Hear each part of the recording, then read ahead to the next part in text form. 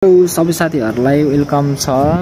मैले चाहिँ आज साथीहरु एउटा भिडियो लिएर आएको छु जुन चाहिँ युट्युब पर सब्स्क्रिप्सन अप्सन अथवा सब्स्क्रिप्सन बटम कसरी अफ गर्ने, प्राइभेट सब्स्क्रिप्सन प्राइभेट कसरी अफ गर्ने भन्ने कुरा बनाउन लागिरहेको छु साथीहरु।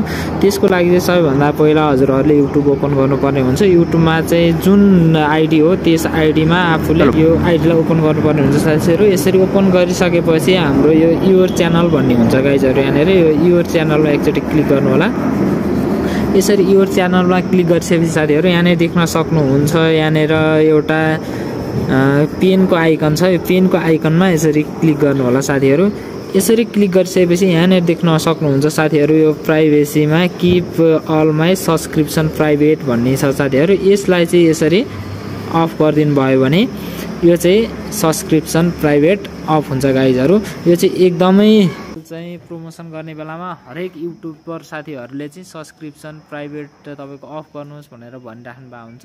यति बेर यो चाहिँ काम लाग्छ साथीहरु। यसलाई चाहिँ अन अफ गर्न मिल्छ। यसरी अफ गरिदिनु भयो भने चाहिँ सब्स्क्रिप्सन प्राइभेटको काम भनेको चाहिँ आफ्नो च्यानलमा कसलाई सब्स्क्राइब गरियो भनेर देखाउँछ। त्यहाँनेर चाहिँ यसलाई अफ गर्यो भने चाहिँ त्यो सब्स्क्राइबर्सहरु चाहिँ हेर्न मिल्छ साथीहरु। यसले त्यसलाई सपोर्ट गरेको छ कि छैन भनेर। यसकारणले सब्स्क्रिप्सन अप्सन प्राइभेटलाई चाहिँ अफ गर्नु पर्ने हुन्छ है गाइजहरु। ल आजको लागि चाहिँ यति नै साथीहरु। भिडियो फेरि राम्रो लाग्यो भने फेरि अरु पनि भिडियो बनाउँछु साथीहरु। यस्तै युट्युबसँग रिलेटेड कुनै भिडियोहरु चाहिएको छ भने कमेन्ट गर्नु होला साथीहरु। अहिलेको लागि चाहिँ यति नै, बाइ बाइ भन्न चाहन्छु है त। हस् त, धन्यवाद।